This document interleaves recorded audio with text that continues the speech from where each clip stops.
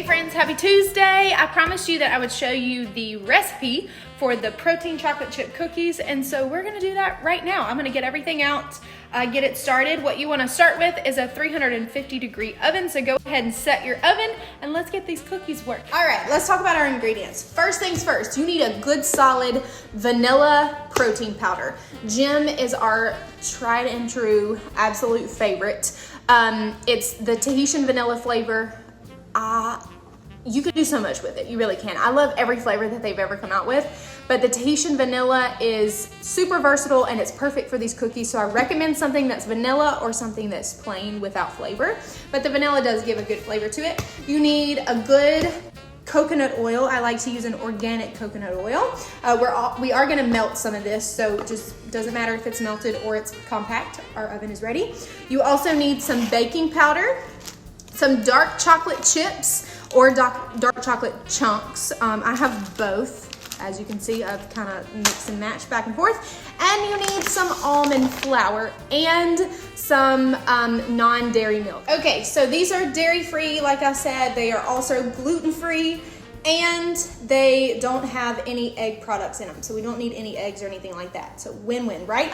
So we're gonna start off with our almond flour and our because you really don't need to measure a lot when it comes to this. Just put as much as you want in it and go with it. These are your cookies. Then you need 1 scoop, so about 1 cup of the almond flour, 1 full scoop of the protein powder, and I like to do a heaping scoop of the protein powder because I don't want to skimp. When I say heaping, I mean a heaping scoop, just like that. Right, so that's out of the way.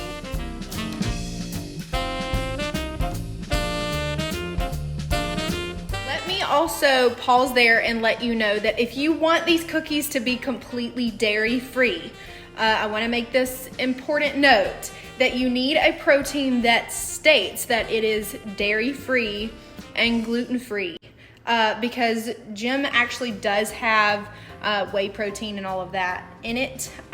So it's not a dairy-free product. It's a fantastic product and it is my absolute favorite. But if you want something that's dairy-free, make sure you choose a protein that specifies that.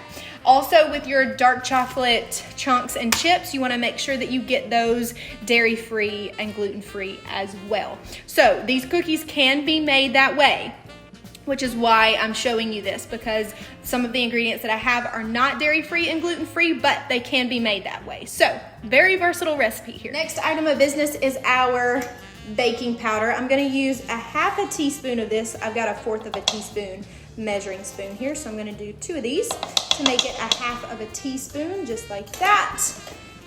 Perfect. And before we do anything else, we've got our almond flour, our protein, and our baking powder. We're gonna whisk it all together just to make sure that it blends really nicely before we add our coconut oil and before we add our chocolate chips in there.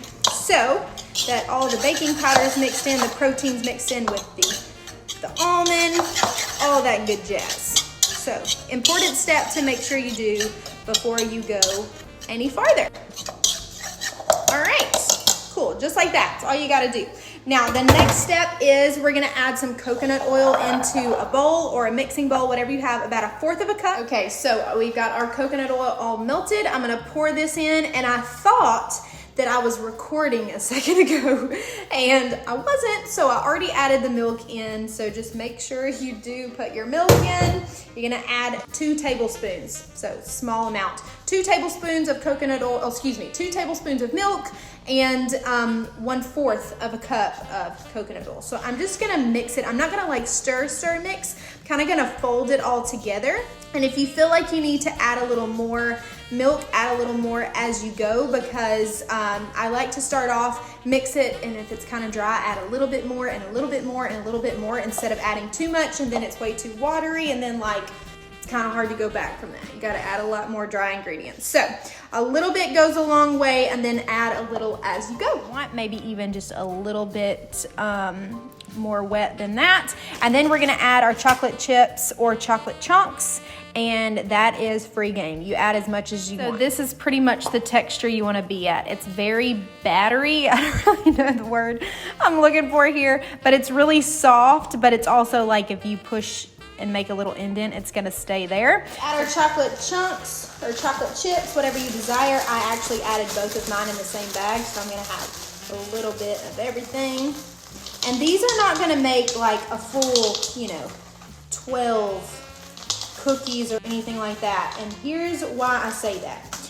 Because baking these cookies, of course you could measure them out into like one cookie at a time, but I kind of take the cookie cake approach, and I'm individually, because let's be honest, if you're craving these at like 2 a.m., the last thing you want to do is take extra steps. Like, you want these babies in the oven ASAP.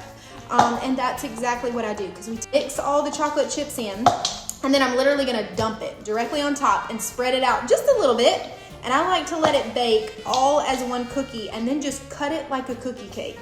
I mean, it's a lot easier. You don't have to do the whole rolling in a ball and placing it. Yet again, I thought I was recording and I wasn't. So I just scooped it all out, plopped it right on top, and I make it into like this little ball, which kind of looks like a really big cookie at first, but I wasn't recording, so you didn't see this part. But I just take the back of my spatula and just start to push it down and make it kind of like a pancake, I guess. And any of these little spots that like to break up, I just kind of move those back together and make sure they stay together.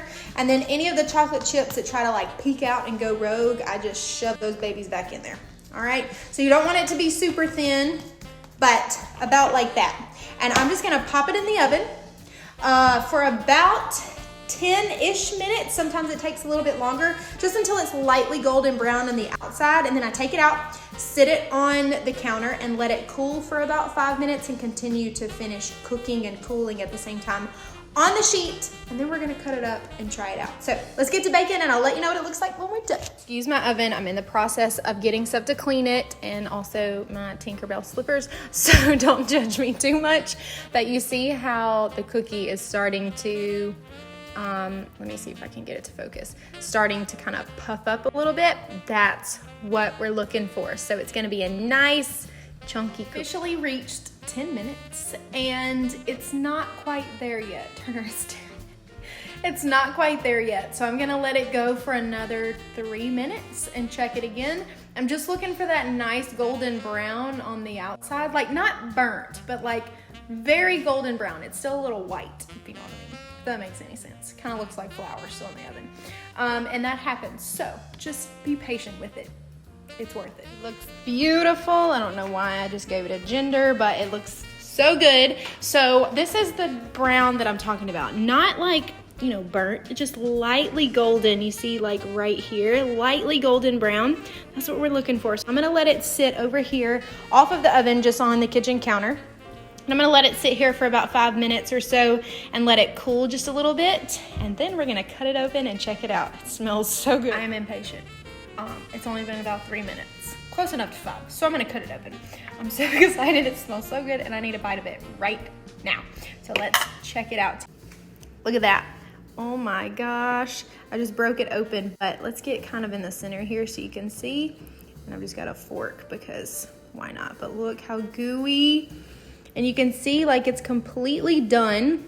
If I can pick it up, it's completely done on the inside, but it's still kind of like a cake. So it is like a cookie cake, but y'all, so good. You've got to make this cookie. I do add coconut sugar to it, and if I do, I only add like, maybe less than 1/4 of a cup, maybe a couple, 2 or 3 tablespoons or something like that, but it really doesn't need a whole lot of sweetness. So if you need a little extra, one thing I will say is I feel like it's sweet enough with the chocolate chips, but if you want to add something to it to add a little more sweetness, I would add coconut sugar. And you really don't need much. And sometimes add some, but I recommend trying it out before you add sugar to it and see what you think, because you might not need it either.